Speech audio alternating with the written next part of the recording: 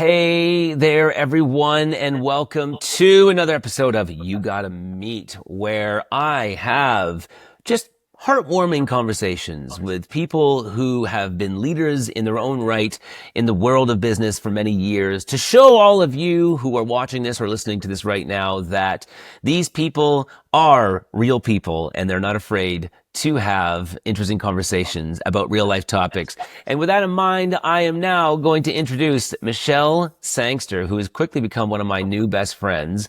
And she is somebody who is not attached to her bio, and so told me that, you can say a couple of high level things about me, but for the most part, you know what, I am just who I am. But she is not just that. She has kicked major butt in the corporate world for many years. She's been a managing director of major organizations. She has been a senior leader in multiple industries.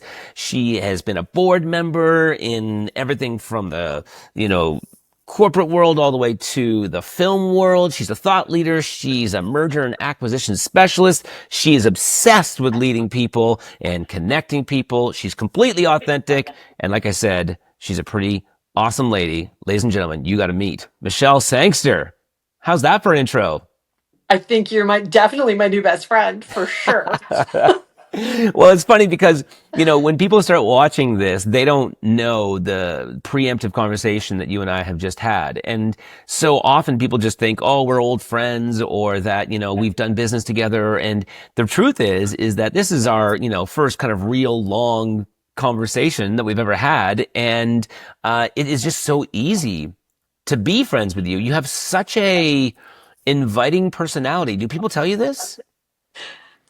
Yeah, I mean, I think it depends on the day that people meet me. Fair. Um, I think that for the most part, I think I just try to be extremely real, and I also expect and need that realness from others. So, Yeah.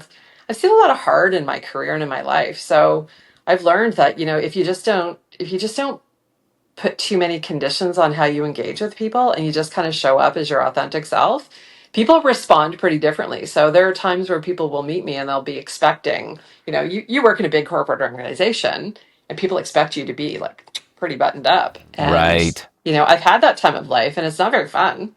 Um, Yeah. and frankly, people don't engage with you. So you get a whole lot more done when you are who you are. So I always jokingly say I am myself and I'm the same person I would be if I was with like my grandmother or the Pope or my boss. That's so. Where did you get that from? Because a lot of people don't have the courage to be able to do that, or the wherewithal to be able to do that. Like, how did you become that person? I don't know. I mean, I grew up in an Eastern European family, right? So, I mean, there's a lot of rigidity in an Eastern European family. And my mom was the eldest of her family and I'm the eldest of all of my family. So again, with that comes a lot of expectation and a lot of you will be responsible, you will take care of others, you will do all of those things. So you kind of fall into that sort of stuff and then, all of a sudden life starts to get hard.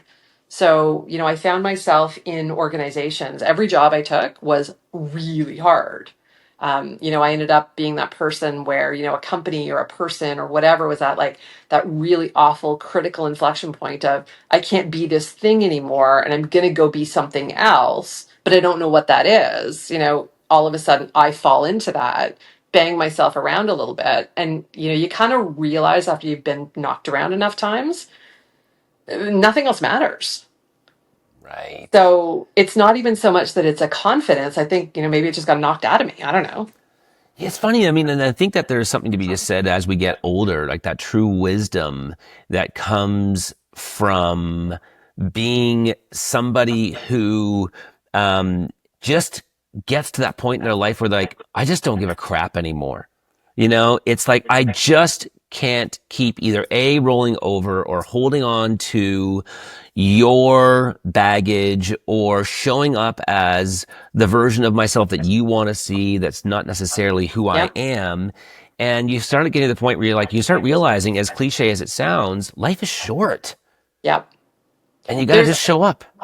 I don't know what it is, but I do swear there's something going on in the universe right now. So the universe is changing. We are all changing. And, I don't know if it's politics, I don't know if it's economics, I don't know if it's life circumstance, I don't know what it is. But what I do know is that I have a lot of conversations regularly, and I'm probably having more of them now than I ever had before, from people from all walks of life saying exactly that. It's like the grounds behind me has left me, and now all of a sudden I'm going to be something else.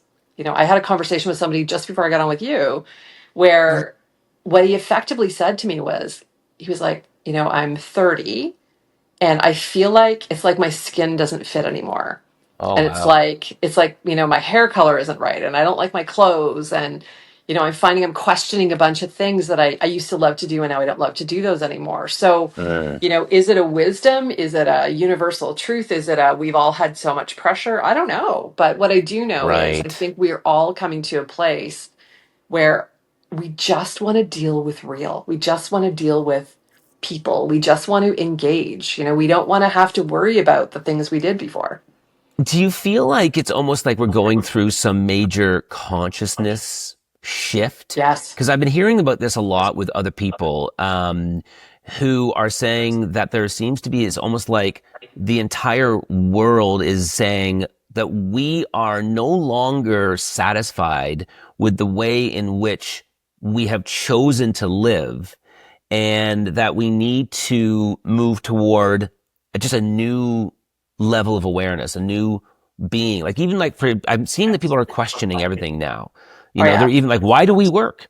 Why have we always just done that? Like that's just like this automatic, like since the Industrial Revolution, we should work a 9 to 5 job every single day.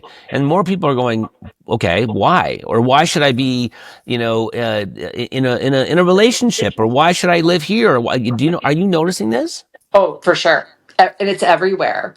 And Right. it's funny because it shows up differently depending on the age and stage of a person that you're talking to. Right. Right. So if I'm talking with older people, we Gen Xers, I mean, we were the feral generation. So, we learned, we figured it out. Right. We did our things, but we also still had those really deep seated values embedded in us from our families, right? Like, you get a good job, preferably with the government, you stay till you're 65, you retire, you go on a couple cruises, you live a good, you live a good life. Right. So, my generation is going, "Yeah, I don't know that I want to do that. Like, I don't know Right. that I want to work till I'm 65. I don't know that I want to do the work that I'm doing anymore. Maybe I want to be more nomadic. Maybe I want to do whatever." You talk to some, I've got a wild group of people in one of my teams where we are all generations, right? I've got people who are older than me, and I've got people who are like 20. And Right. so between the group of us, we're all having these conversations. And I know people get really frustrated with the youth of today. Yeah. There's a lot of conversation around, the frustration of the youth of today. And yes, they are frustrating in some ways. But in other ways, I really envy them because they are not hampered by the same rigidity, I think, that we were. So they are questioning those things. Yeah. They're saying, I don't know if I want to get married. I don't know if I want to have kids. Hmm. I'm never going to be able to afford a home. So why would I worry about, locking myself down, into a big mortgage when, I can use my money and buy, maybe get a nice little apartment and travel. Yeah. Maybe I want to work in Portugal for 6 months of the year, which, is challenging when you've got these generations that are kind of clashing. But I kind of envy them that freedom. It is amazing, isn't it? Like to think about how the entire paradigm is shifting. I had a situation not too long ago where my financial advisor, I'm always putting the money away from my children's future. Yep. And as you know, in Canada, there is this thing called the RESP, which is a Yep. registered education savings plan. And he had been explaining it to me about how the government will match a certain amount. And then I said, so how does it work when like, it comes time for them to go to college or university? He says, well, once they go to college or university, the government will then release the funds and you can use it for your education. And for the very first time, this would have never occurred to me. I said, well, what if they don't want to go to college or university? And he stopped in his tracks because in his mind, he has come from the mentality of, well, Yep. obviously you're going to go to college or university. Yeah. Right? And I said, he goes, well, I've never been asked. I guess the government would take their portion back and you could use, what you'd put in for whatever you wanted.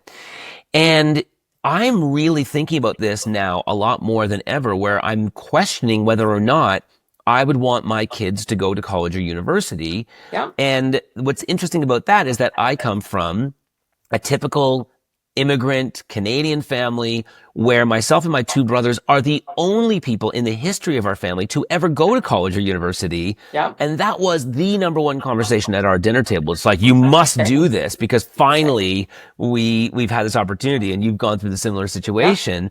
And now this next generation, I'm like, I'm not convinced. I mean, if you want to become a doctor, a lawyer, engineer, I guess we have no choice. But if you want to just start your own business or go work for some not-for-profit organization in Portugal, like you say, that's available too. Like the world really is your oyster now more than it ever was before. It totally is. I say to kids all the time, and I tend to be, you and I talked about this in sort of our pregame show when we met each other for our hot 15 minutes before this and became best friends.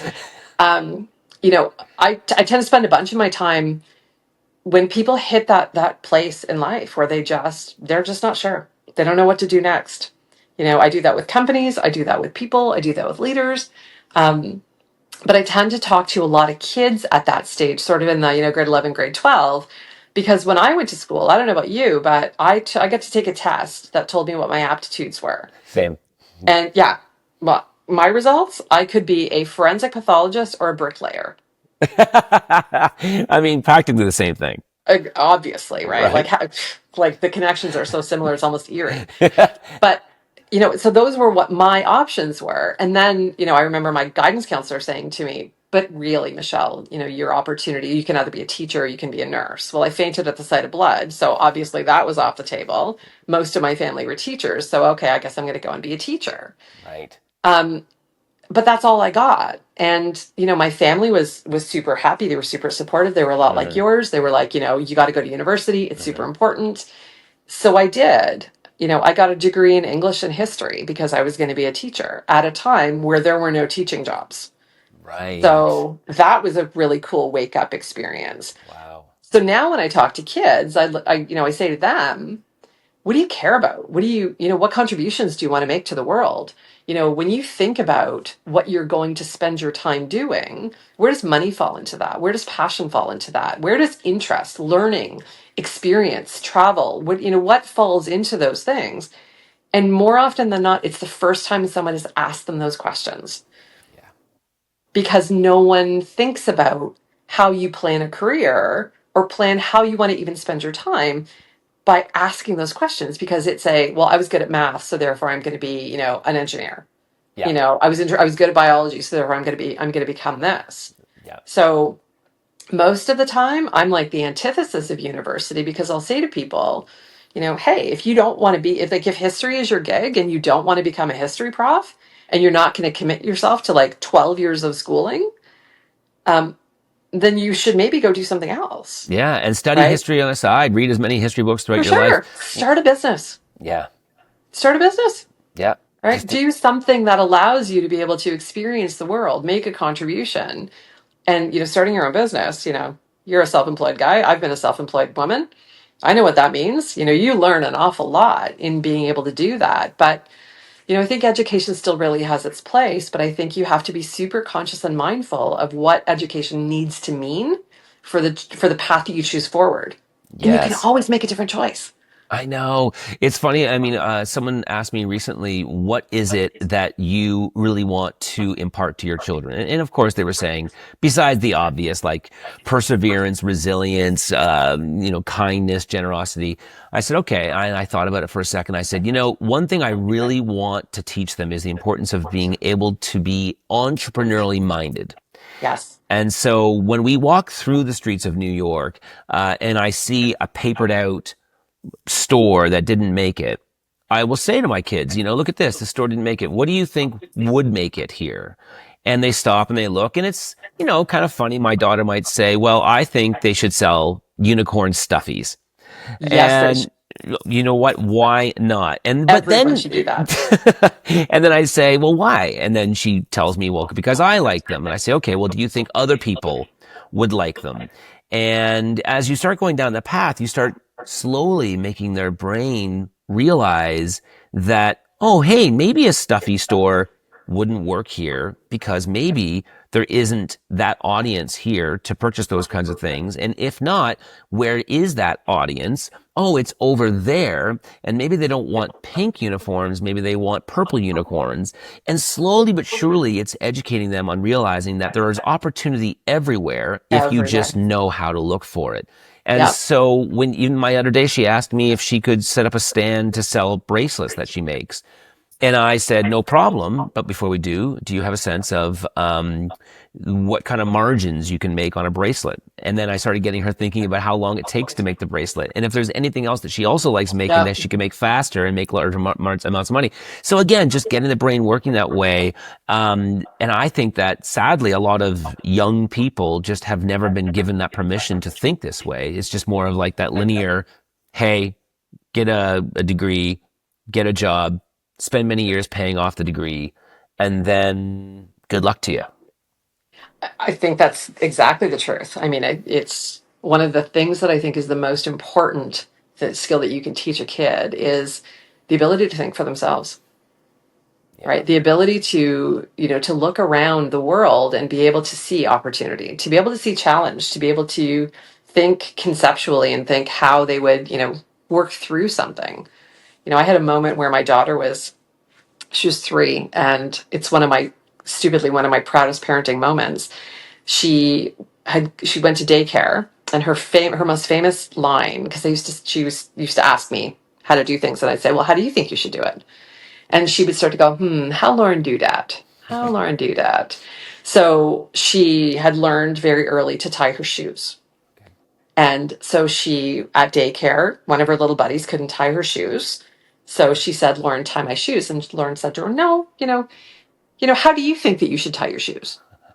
And she talked her through this. And the daycare teacher had told us about it. And they said they were all watching, killing themselves laughing. And then so she talked her through it. And she said, well, what would happen if you did this? What would happen if you looped it this way? And then she did it. And she was like, oh, good job. You did it. You did that all by yourself. And this other little one's walking around going, myself. And it was this Wow. moment of, even at a very young age, you can make them think it through. And Yes. now, fast forward many years later, I look at people that I work with on a daily basis, or that I encounter at the grocery store, or the guy who flipped me off in the roundabout this morning when I was driving. I know that they're not thinking that through. They're not stopping and thinking, okay, hold on for a second. How can I actually figure this out on my own? How can I actually translate a concept into action? How can I actually stop in a moment and not let my emotions cloud my ability to think something through? And, you don't see that very often That's anymore it. because we live in a very reactive world. That's it. Yeah. It's just, yeah, I know. It's funny when you talk about this, you made me think about a similar situation that I had had with my daughter recently. She's 9, and I'm constantly, no big surprise. I mean, I'm the founder of an organization called the Human Connection Group. So I'm encouraging them to invite human connection into their lives. And so I'm always asking them, what kind of question could you ask whatever friend happens to be visiting? Yeah. Ask them about their weekend, ask them what they did, and so we're walking to her music class, and she bumps into one of her friends. And so these 2 little girls are now walking next to me, and I'm just being quiet and listening to them. And then there's this gap, and they're quiet, and they don't really say anything. And my daughter turns to her friend after that long silence, and she says, "So, what are some things that you like to do?"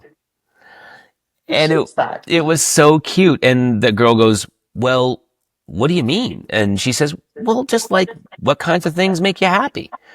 And the little girl was like, "Oh, well." And then she started explaining about, little girl stuff that make her happy. And I was Yep. so, moved by that realization that, oh God, if you just, you know, mentor people long enough, they will eventually absorb that stuff that in many cases you think they're not even listening to, Yeah. and they will then emulate it. In many cases, they think it's their idea, which is, I think, the greatest form of leadership that you can possibly find. And so I would Oh, imagine definitely. you've probably done a lot of mentoring in business Oh, throughout your yeah. own career. Yeah. And do you find that most people are open to it, or do you find that it's difficult to kind of crack the nut?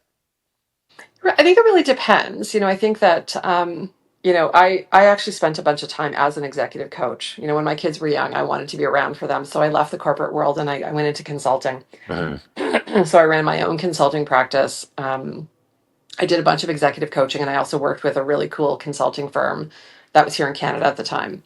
And at that time, what I found was those who came to coaching came for one of two reasons. They came because someone told them they had to, or they came because they had a genuine need that they couldn't figure out on their own, or they had a sort of a developmental phase where they were going to go from one thing to another, and they kind of just needed somebody to be able to help them through that. I always ended up refusing to work with those who didn't, who were brought to coaching because they were told they had to. Right. And my response always was, look, I can charge you a whole bunch of money.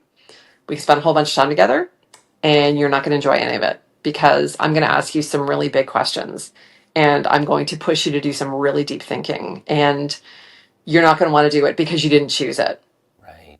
At some point, you're going to realize that, this is a gift that someone had chosen to give you. But until you do, you should probably just go check your box with somebody else because I'm not your girl. Yeah. Those who did come to coaching with a genuine interest and desire to really do some deep thinking or to transform themselves or take a different path or whatever it was that they came to coaching with, I found those people were super receptive because they chose it. And sometimes the universe hits you in the side, the universe hits you in the head with the size of 2x4 you need. Right. Right. Sometimes it's a toothpick over and over, and sometimes it's the whole 2x4. Yes. And oftentimes it was when people got the whole 2x4 that they came back to say, I think I'm ready now. That's it. 2x4, straight to the face. Let's have a conversation.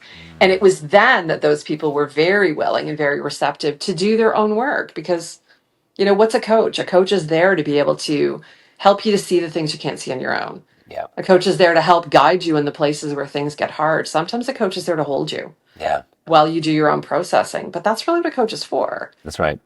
you know? Yeah. And I You got think it. that's where you find that the receptiveness. Yes. Um, It reminds me of, so as a keynote speaker for the last, well over 20 years now, I have had those wonderful moments that I think any good keynote speaker should have, which is a person from the audience walks up to you and they say to you, "You've just changed my life." yeah. And, or they send a message to you maybe weeks after you spoke and they'll say, because of your presentation, I went and I did this big thing. I quit my Yeah. job. I left my relationship.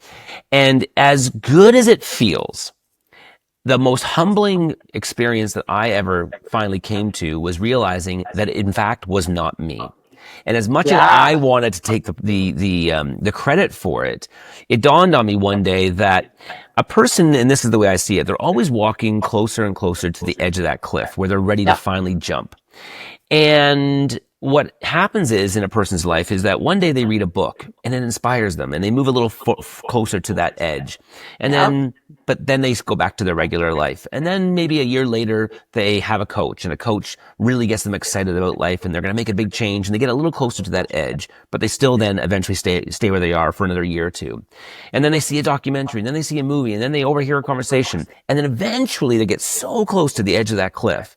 And that's when they're in my audience. And I get up there and I say something that really inspires them. And they're like, God damn it, I'm doing it. And they jump. Mm-hmm. And they, in their mind, think, oh, it's him who Mm-hmm. made me do it.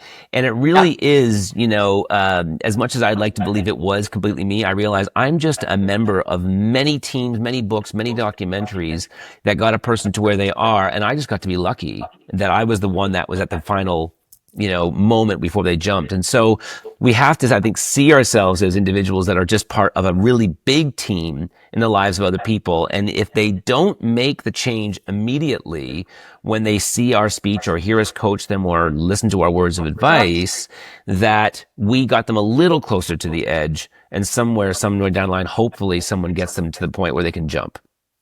I think I always call that the moment of readiness, right? You just happen to be standing there at their moment of readiness. And, I've said to people most of my career, if I could teach people to do nothing but speak so that others can hear, my entire career would be worthwhile. Right. So a lot of what I do, and sort of my approach and just the way that I live my life, is just being able to figure out how it is that someone needs to receive information, Right. right? There are people that you need to be super direct with. There are people that you need to be soft with. There are people that you sort of need to leave breadcrumbs for. And when you actually speak when someone can hear, and then you catch them at that moment of readiness, all you've done is you become a facilitator for their experience. And Right. being a facilitator for someone else's experience is, to me, sacred work, right? It Yes. is pure sacred work. I had somebody tell me years ago, I sort of fell into my career. I was an English and history grad, not knowing what the hell to do with an English and history degree, knowing that I was not going to be a teacher. So I fell into human resources. And I remember a guy just showed up, and this is a very, very regular experience in my life. I have these very random people that will show up, sit down beside me in an airport, or bump into me in the line for coffee and share some pearl of wisdom that I obviously needed to hear, and then they go away. So they hit me at my moment of readiness, and it's crazy and random. But I bumped into an old school health and safety HR guy. He was probably 65. I was probably 25. And I remember him saying to me, "Honey, you're an idealist. I can see that in you." And I was like, "Okay, here we are." And I said, "Probably very true." And he said, "I need you to understand something about being in HR." And I said, "What's that?" And he said, "Everything that happens in HR is your fault." He said, "Every single thing that goes wrong is your fault." He said, "People hate HR people." And he said, "They will blame you for everything." And he said, "And everything that's good that happens, even if it's something that you and your team do, it will be someone else's triumph." So if you're going into HR for accolade, for ego, for any of those things, you need to understand that you might as well just get out of it right now. Because if that's what's driving you, you're in the wrong field. However, if you want to actually go in like a ghost and move some things around and create a context or an environment or ask the proper question or bring some data in to be able to help somebody be able to make a decision, then it's probably worth your while. And it was Wow. one of the, I got that at the very early part of my career, which was really cool because it taught me right then and there, it's not me. I'm a Yeah. I'm a facilitator of experience. I'm a facilitator of someone's readiness. I'm a facilitator of someone's ability to be able to go and make that big jump. And you're right. When it happens, oh God, does it feel good? Feels amazing. So you just said that you see it almost as a sacred works, almost spiritual, if you It will, is. if I can throw that word out there. Yeah, And do you feel that? And I'm kind of switching gears a little bit here, but do you feel then that we are here for our own separate meaning on planet Earth with the intention of collectively kind of raising the consciousness? So it's like you happen to have this particular skill set this time around. If, let's say, for example, you believe in many lives, as hmm, many as some people do. yeah, And this is just your job this time around, and like it's our job to be able to embrace that. Is that the, kind of the way and the lens with which you see the world? I do. Yeah, I very much believe in the elevation of human consciousness. I Okay. believe I believe strongly in human potential. I believe that we all have a job. And what I also believe, and this is even just by my work experience, is that everybody needs to be tied to something larger than themselves. Right? We just fundamentally do. We can make tons of money, we can make tons of contribution. I can have a super awesome title. I could drive a great car.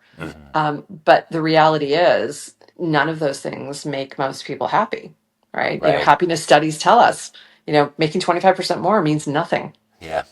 But being a part of something that means something, being a part of something that changes something for the good, and truly understanding what your purpose is profound.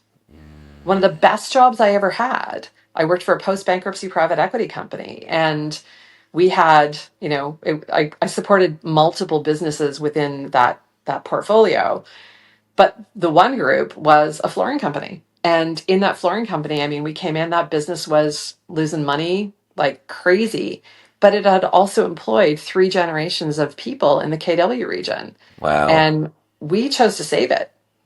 And I used to say to people, I remember walking in our very first day, brand new leadership team. We knew nothing about the business. We'd all had experiences in different places, restructuring businesses and making things better. But we pulled the entire group of people together that was in our one facility in the KW region. And I said to everybody, guys, we don't know what we're doing. We don't know this business. But what we do know is we do know how to change businesses for the better. But to do that, we need your help. So, my friends, we live together here or we die alone. So, I need everybody to show up for us in the same way that we will show up for you. And I promise you, we will stay with you until the very end, whatever that looks like. But we're going to turn this thing no matter what happens. And, it turned out it took us 6 years. Um, and it was hard, hard, hard. But I will never forget the moment where I walked in on the day we ended up having to bankrupt a big portion of the business. We sold a portion and bankrupted another portion. And I remember walking into our leadership team and saying, guys, you know what? I'm really sorry, but we're here. We're done. Mhm. We're all out of work as of today. We have 800 people that now need to be notified. Don't worry. My team will do the notifications. And the entire leadership team stood up and said, "Nah, you promised us we live together, we die alone. You promised us you'd be here until the very end. We will do our own notifications." And it was the most profound moment of human connection joined with purpose and the recognition of how hard we'd worked. And even though it was over, we all understood that we had done something profound. And I will Wow. never, ever, ever forget that moment. And even as I walked around, I talked to every employee on all the shifts and I thanked them all. And I apologized to everybody, and everyone said the same thing. They were like, Michelle, you know what? We did our best. No one said to me, Michelle, you did your best. Michelle, you did this to us. Michelle, you were in the leadership team. Every person said to me, we did our best. We tried so hard. We are so proud of the effort that we made. Why? Because we were joined in a common purpose. And we were joined in that common collective idea that we had the opportunity to change something for the better. And there is not one person that I will talk to that won't go look back at that moment and say, that was the best job we ever had.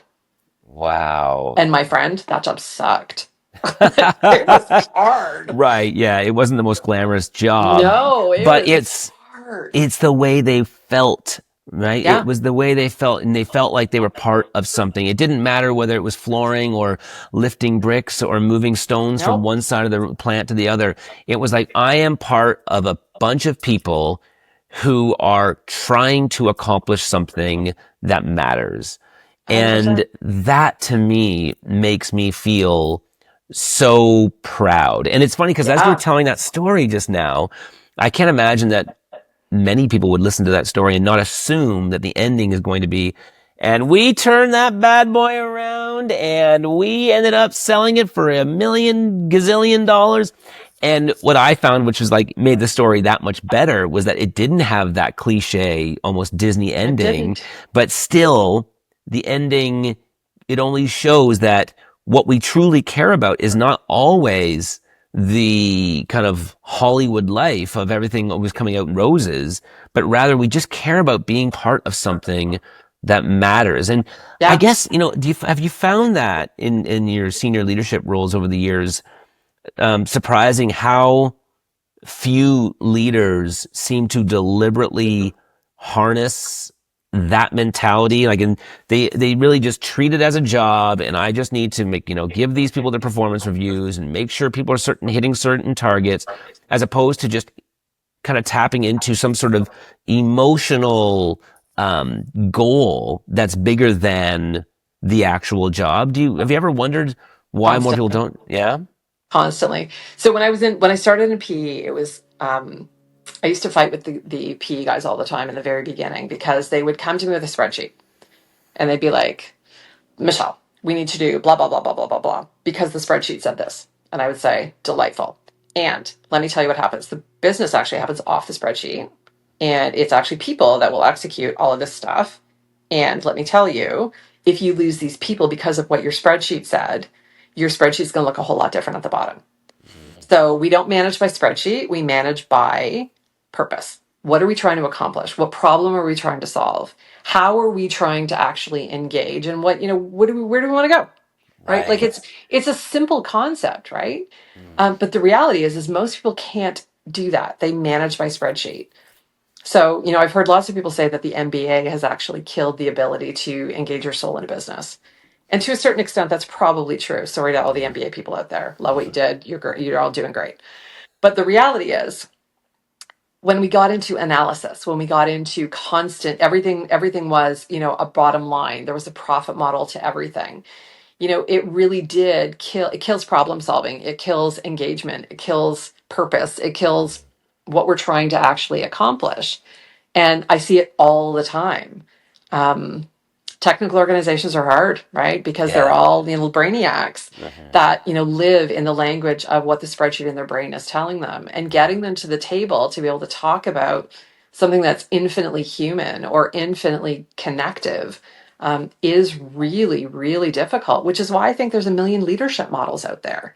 Right. There's a million team models out there, because it's a way, I think, an attempt at those of us who live in that space to try and engage the brains of somebody to be able to get them to the table to talk about soul, to talk Yes. about purpose, to talk about Mhm. connectivity and engagement and real sense of connection to something larger than yourself. But I Yeah. can tell you the times when I have managed to accomplish that in my life, and I haven't, there's times when I haven't, and there's times where I have. But those times where I have, people will move mountains if they are connected, if they are connected to that purpose, if they understand their place in it.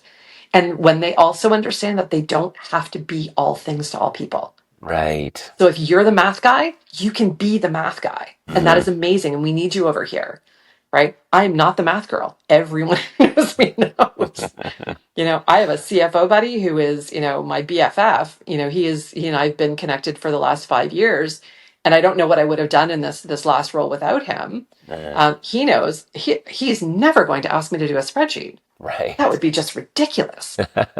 But he also knows that he can count on me for a whole bunch of other things. So we balance each other, which allows us, again, we know where we fit. We know what our skills are. We know what our sweet spots are. Mhm. And then when we connect that with purpose and what problem we're trying to solve, holy mother, what can we do? We can do Yeah. anything. Totally. It's, But a lot of people can't. when you were talking about just how analytical some companies can be, Oh, yeah. and when they're trying to become more successful, that's the only lens by which they look at things. And for me, I have gone through so many painstaking steps in trying to convince organizations that human connection can actually not only also get them there, that probably will be the one main thing that gets them there. And it's so incredible to me to see how many companies think that human connection is the one thing that we should do once everything else is done. So we've had all the meetings, we've sent all the emails, we've done all the analysis, we've done all the reports. Now we have a sliver of time left over at the end of the year to go axe throwing together. And Yes. now we're going to get connected in one Oh, night yeah. over cocktails. And while those events are, of course, important, I'm constantly saying to people, no, you need to infuse human connection into all the stuff that you do without fear of it taking away from the important meetings you have to have and the reports that you have to do and the analysis that you have to conduct, but rather seeing it as a complement to all those things that you're already doing. Because when people feel connected to each other in a personal, meaningful way, they will, as you said, to your point, begin to want to move mountains. Because all of a sudden the math guy now is no longer just the math guy and sees himself as like, well, I could be replaced by any other math guy. Now I'm the math guy who my manager actually him and I talked about what it was like growing up in high school, and our parents divorcing, Yeah. and how challenging that was for us and how scary that was for us. Oh my gosh, I'm no longer just an employee. I'm a member of a family now. And it just baffles me how many organizations are unwilling to carve out time for that. It's, another example of that for me is the very important movement of the DEIB movement. And I often say to organizations, yeah, like 100% we need to make everyone feel included. And you want to know the easiest way of doing that is get the person of this skin color talking to that person of that skin color about the fact that they both love the Blue Jays. That is like inclusion. Get the person from that religion speaking to this person who doesn't have a religion and talking about how their ultimate dream is to travel to the Amalfi Coast in Italy. Like, that becomes all of a sudden, oh, we're not different religions, we're not different skin colors, we're not different sexual orientations. We're actually just real people who are working at an organization, and we're not that much different from each other than we think. And so I find that organizations, they make it so complicated. We're going to like learn all these rules around, cultural bias and racism and all that. Yeah, we need to learn about these things, but you know what you could do? Just do what's worked for thousands of years. Just get people talking, and you'll find those barriers break down. I think that the world is so afraid of offending someone, Yeah. right? I can tell you, uh, I've worked in some pretty large organizations and I worked in very, very tiny little startups. And, the startups are the funnest because the startups don't have the responsibility of worrying about offending everybody. Yeah. So, critical mass obviously changes the world significantly. But I was part of a leadership team and I would get on this call every week and it was me and 10 guys. And it was like, all right, who's going to give the report for, Michelle, can you tell us where you are? And Stuart, can you tell us where you are? And it was like, it was brutal.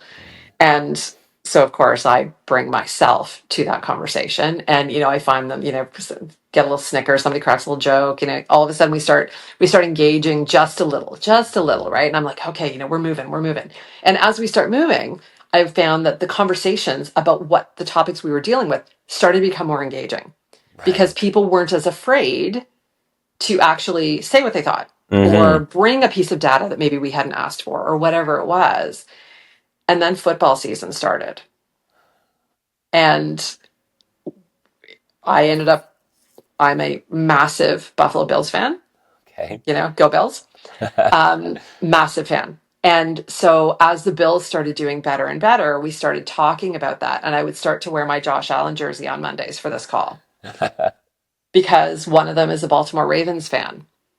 And Okay. one of them was, a Patriots fan. And so, of course, we start bonding over football. Well, what we found was we had to actually extend the meeting because the first 15 minutes was us trash talking each other.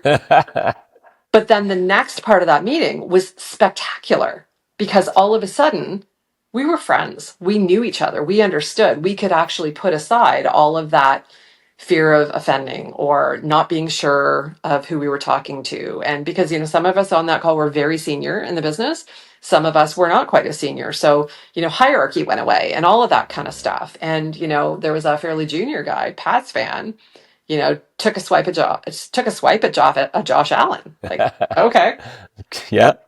that's actually pretty nervy, my friend, but by all means. Yeah. And it ended up, all of us now, even in the off season, will periodically shoot each other a little note. We're not even together as a team anymore. But what we also do is we will reach out if we have an issue or if we don't know where to go for something else or we just need an opinion, right? I've had more of those guys call me to just say, hey, can I bounce something off you? Why? Because now they know me, right? Yes. They know that, Crazy Michelle is a Crazy Bills fan. Mm-hmm. And they're going to the Super Bowl. They're going to win it this year. It's going to be amazing. And Awesome. when they Obviously. and when they do, yeah, obviously, Yeah. when they do, all of those guys are going to call and they're going to congratulate me on my win. That's It's going to right. be awesome. Yeah, it's like, you break down those barriers and you find out that, we have these commonalities in so many areas and that in football being one of them. And of course, like, you go even further with it and you might discover that you both, or that you all feel like the same way about, the Grateful Dead, and that you've all gone to the Yeah, Grateful Dead concerts and no one's ever talked about it. yeah, And it's just like, why are we not talking about these things? Like, I have, this incredibly multicultural group of my closest friends. yeah. And it is so interesting to me because we often joke about, oh my gosh, it's like we would be so canceled if anyone overheard the things that we say to each other. Yeah. And this is not just the, one particular, all of us say it. And if you looked at my core group, you would see like the united colors of Benetton. Yeah. And we often comment about how sad it is that we live in a world where people just are so afraid of being real with each other, not realizing how much they have to benefit by just talking about the things that matter to them the most, whether it's a football team or whether it's where they live or whether it's a concern that they have that's happening in the world. It's just a major issue. I mean, how do you feel about your how many I think did you say you have the one daughter? Do you Hmm. have are there more children past this one daughter? I do. I had one daughter, and then I raised two boys from the time they were 2 and 4. And Okay. then I have a stepdaughter who is 19. So my oldest ones are 26, 27, and 28. And then I have my 19-year-old.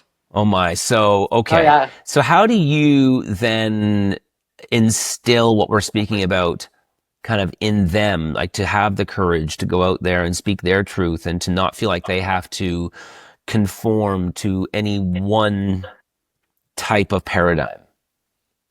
So for me, I mean, I have a blended family, Hmm. and I not only have a blended family, but I have like an uber blended family because I have 4 kids who are oddly extremely close. Each one of them, the original 3 call themselves the Jonas Brothers, and then they had that sort of they call the younger one the bonus Jonas because I think that's how it all worked for them. And they're all really close kids. They're all very very different. They all have had very different upbringings. Yeah. The youngest one has had the least of me. The older 3 have had me for most of their lives. And I've always been super, super consistent with them. I don't care what you do.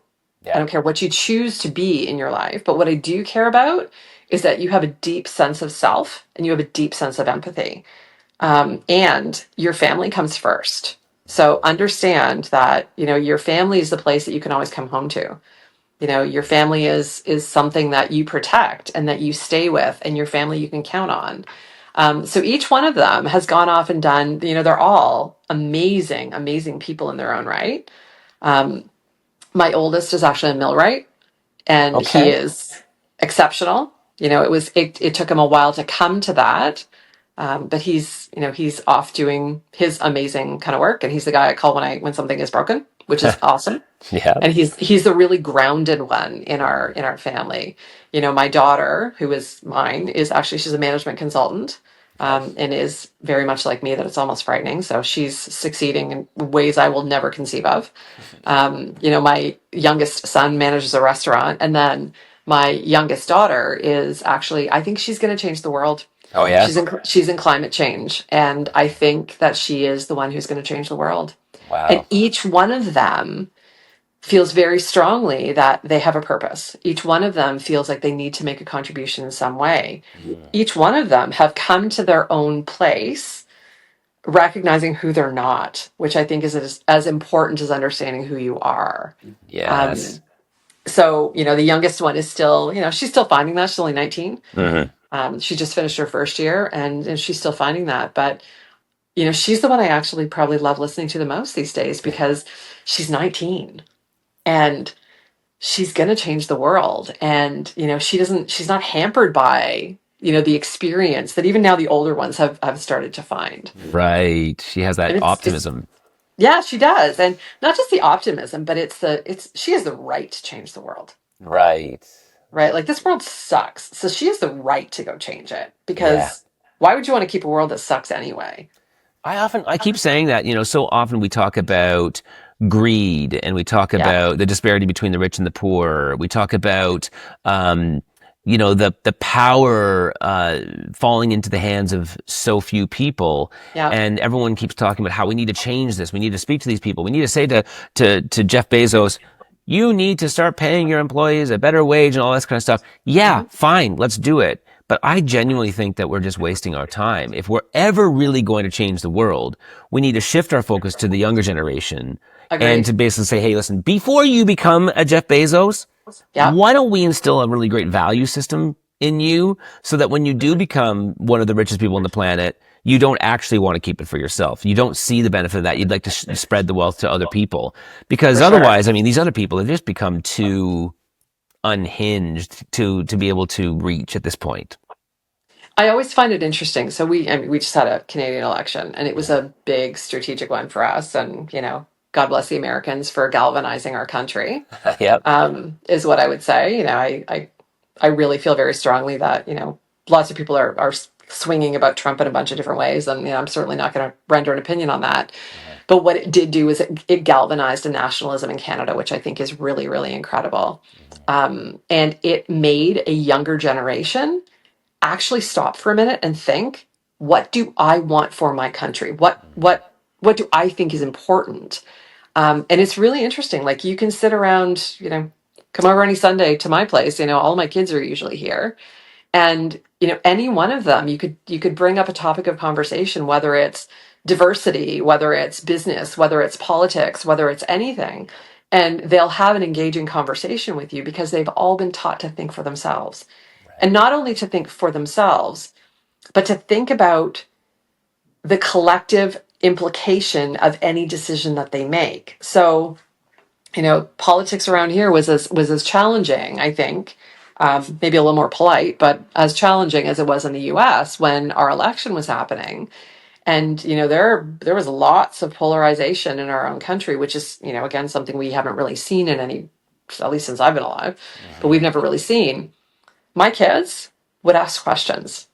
Tell me why you feel that way. Tell me what you think the implications of that are. Have you considered that if this happens, then this might happen? Is that something you're prepared to accept? Is that Right. something that you actually want for your country? And a bunch of my daughter's girlfriends were here, and I came out, and these girls are 27, all professionals, smart ladies, you know, drinking in my backyard, all having a conversation around what they value and what matters and protecting those things. And Mm. I think that there's a really, really interesting thing that's happening with our youth, which is I can tell you, I didn't pay attention to politics when I was 19. Right. I could have Yeah. cared less. It's almost like they feel that they have no choice but to take things and matters into their own hands because they Yeah, realize that the world that we live in is probably not going to do it for them, and that is exciting. And I love that you said that they're asking those important questions of like yeah, what does matter to you, or why do you think that way.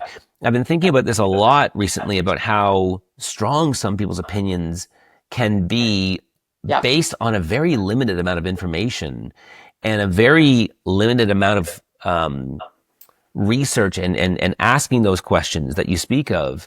yeah, I often find myself more recently thinking about saying to people when they have these really strong opinions about whatever that the topic happens to be, would be to say to them, you feel really passionate about this, and that's great.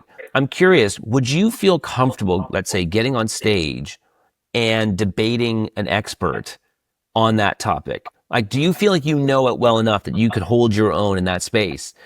And when I do ask that question, obviously there's a blank look that comes across a person's face, and they've never considered whether or not they've done their due yeah, diligence to really understand that topic. And we live in a world today where people are making very big decisions about who they want to live next to, who they want yeah, to work with, who they're going to marry, who they'll be friends with, based on that person's perspective on, pick your category: the Ukraine, Russia, Gaza, Palestine, Israel, Iran, Israel, China, Taiwan.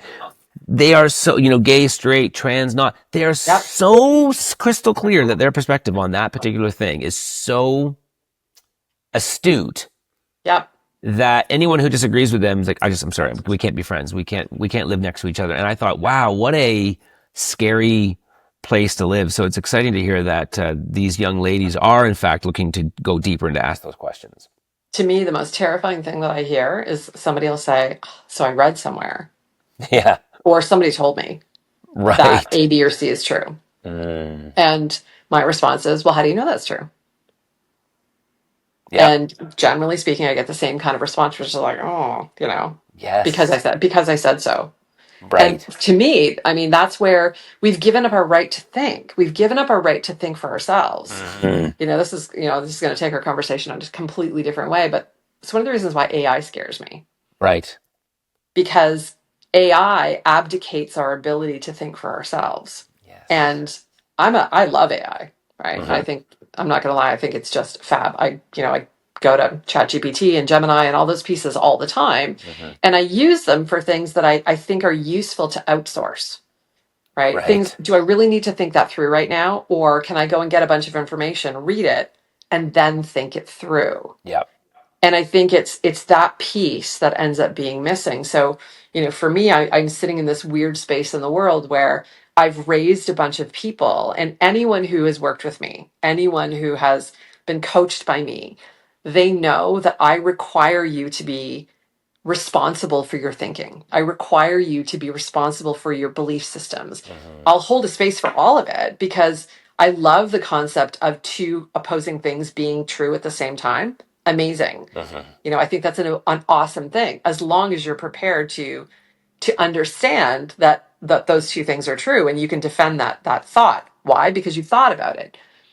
AI, I've watched people. I had somebody send me something recently, and I'd asked for a strategy on something, and it got sent back, and I said to the guy, "No, okay, so you threw this through ChatGPT." Right. You could tell. And he was like, "Well, no." And I said, I know for sure you did, Yeah. because I know there's a whole bunch of words in there that you don't even understand, and they're contextually inappropriate, and you didn't even know that. So how about we start over, Right.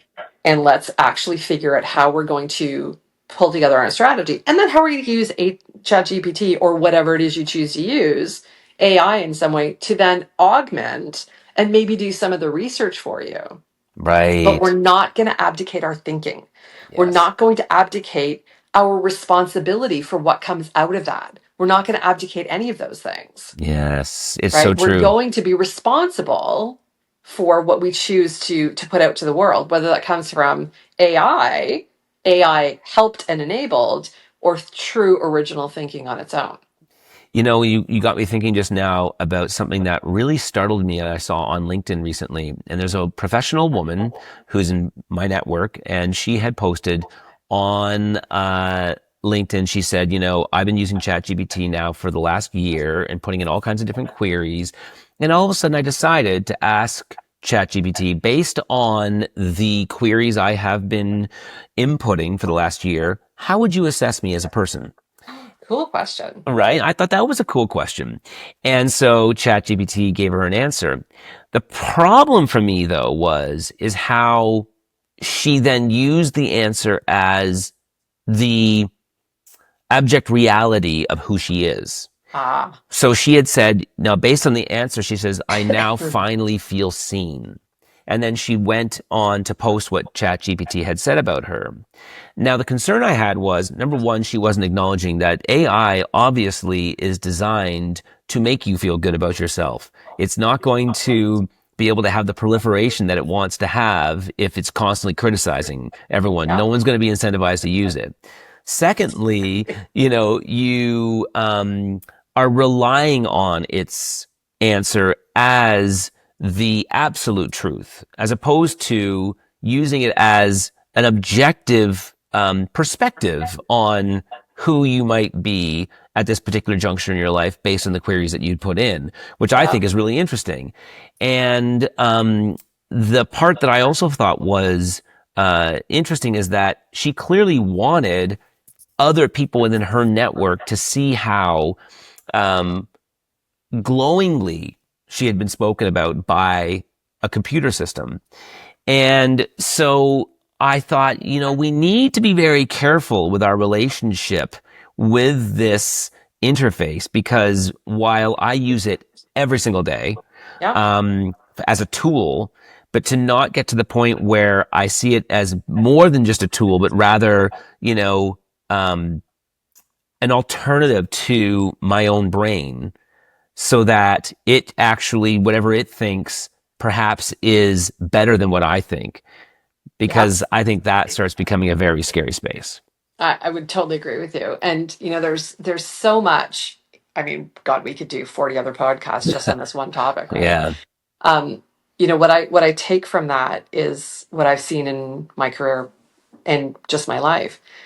She just wants to be seen, Yes.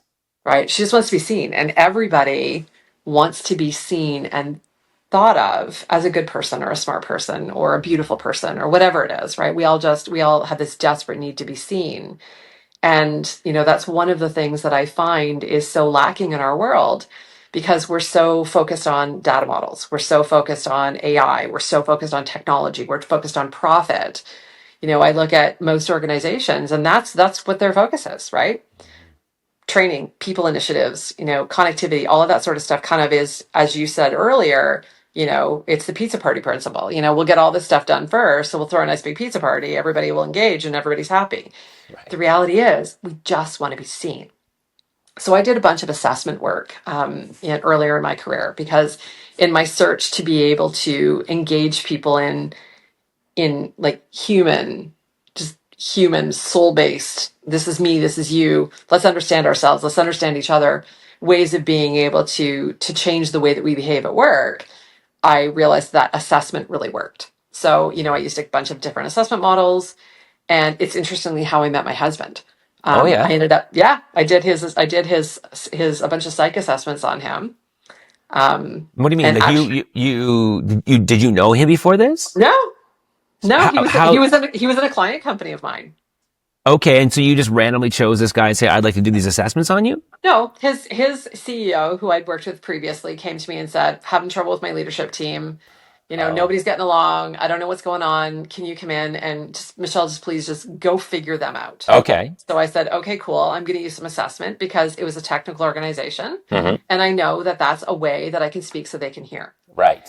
And I'll never forget it. I did the assessment, and he was all bristly and very professional and all that sort of stuff. And I walked in and sort of slapped the assessment down and said, "Okay, so let's put all that aside. Let's have a real human conversation." Within 5 minutes, he became a completely different person. The professional exterior that he had dropped completely, as it always does. Whenever I've done an assessment debrief, no matter who it is, it takes 5 minutes. Why? Because for the first time in people's lives, somebody is speaking to them in a way that they can understand and they believe that they've been seen. Right. And it is the most profound moment in the world because, again, what was I in that moment? I was nothing but a facilitator. I was reading a report and interpreting a bunch of data that effectively said, hey, dude, this is who you are. This is how you show up. This is what you look like under stress. This is what you look like when you're at your best and brightest. Here's some ways that you may want to think about, some putting some things in your life that will make you have more of those best and brightest moments and less of the stress environment things. Mm. Here's how you can catch yourself. And all of those things make people be seen. And in the absence of that, what will people do? They will turn to my astrology chart says I'm an Aquarius, so therefore I'm this. Right. My assessment says that I'm this, so therefore I'm this. It goes back to that concept of labeling. Because Yes. if I can fit myself in a box, then that box will protect me from the chaos of the world. Right. Yes. Yes. Does that make sense? It makes a lot of sense. You got me thinking just now about how I was always startled at one point when I had read something about people getting certain types of treatments and then breaking down in tears.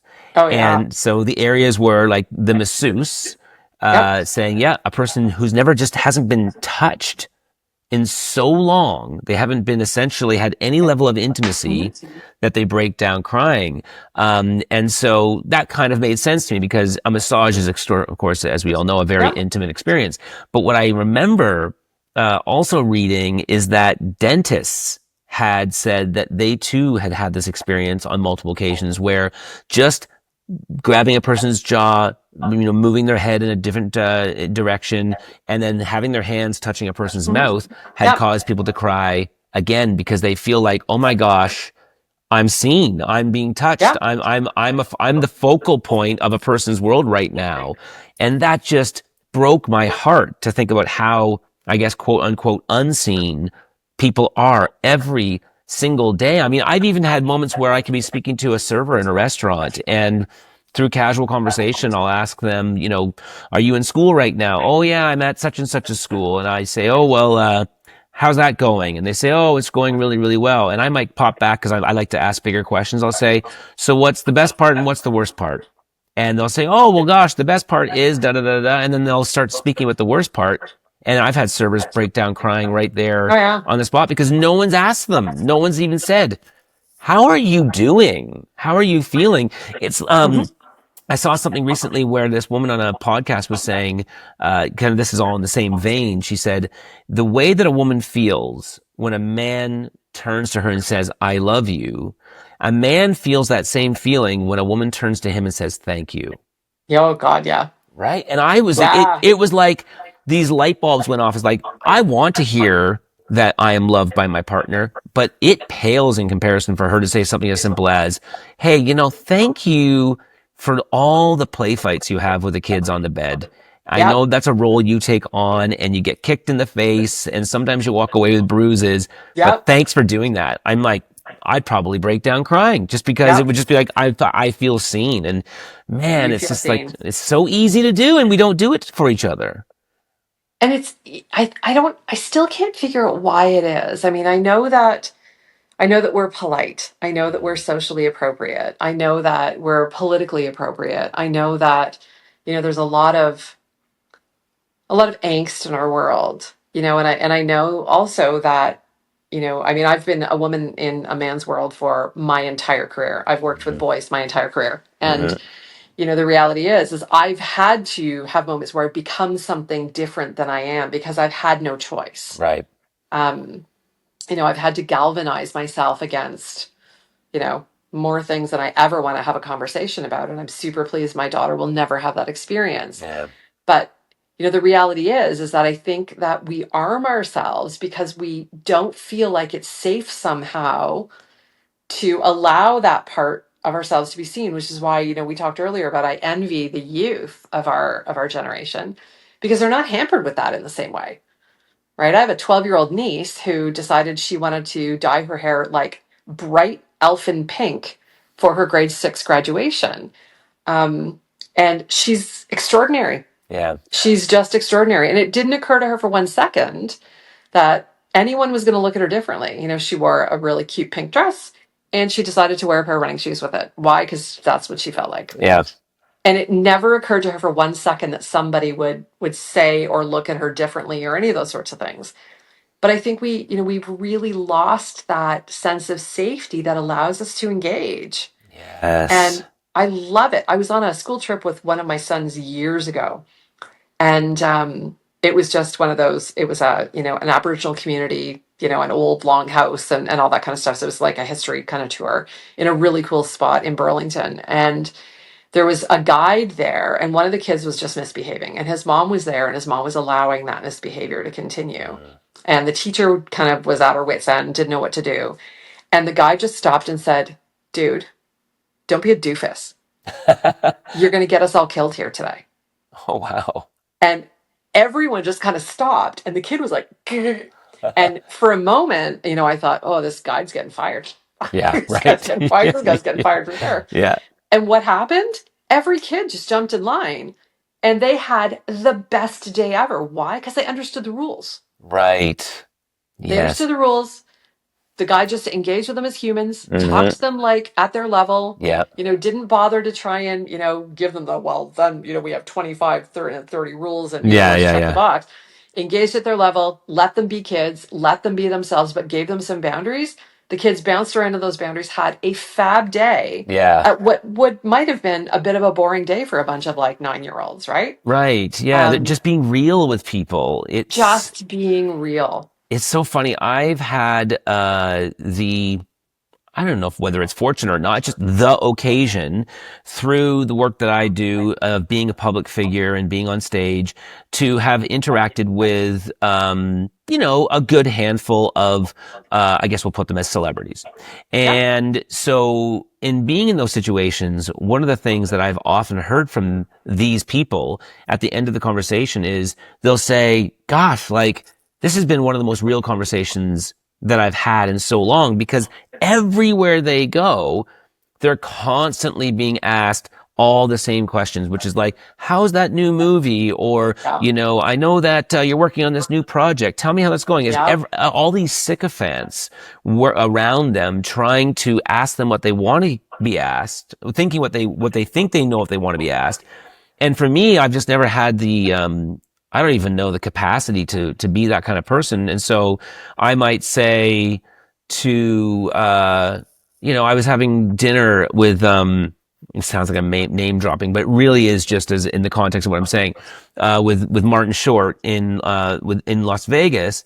And I knew his wife had died from I think ovarian cancer. Yeah, And this would be a subject that so many people have been shying away from. for And sure. I said, so I know that your wife passed, and I'm sorry to hear that. I said, do you ever have conversations with her anymore? And he just stopped eating, and he was just like, wow. And he said, yeah, I do. I talk to her every single day. And then we went into a much deeper conversation about the conversations he has with his wife. Yep. And it was just so meaningful. And it's only because, someone's willing to be real. And I think that we are so desperate for real. And real doesn't have Yes. to be naked. We don't have to get into conversations where you ask the CEO of a major Fortune 500 company about, the most intimate moments with their partner. That's not real. Real is talking to that CEO of that Fortune 500 company about, areas in their life where sometimes they might feel ugly. And that's real. I I love I love that you did that. I love that Thank because you. I really feel like people have lost. They get so in their heads about being appropriate Yeah. or not knowing what to say. And I hear that all the time. People are like, "Ah, I just don't know what to say." Like, Right. what do you mean you don't know what to say? Yeah. Sometimes a deep "I'm sorry" or a deep "How are you" Mhm. is like that's all you need. Yes. I went for an interview for a job once, and it was a job I wasn't super interested in, but I went for the interview anyway. And I was talking with the head of the division that I would have ended up supporting. And I remember saying to him, he said, what do you value? And I said, I value connection. Mm.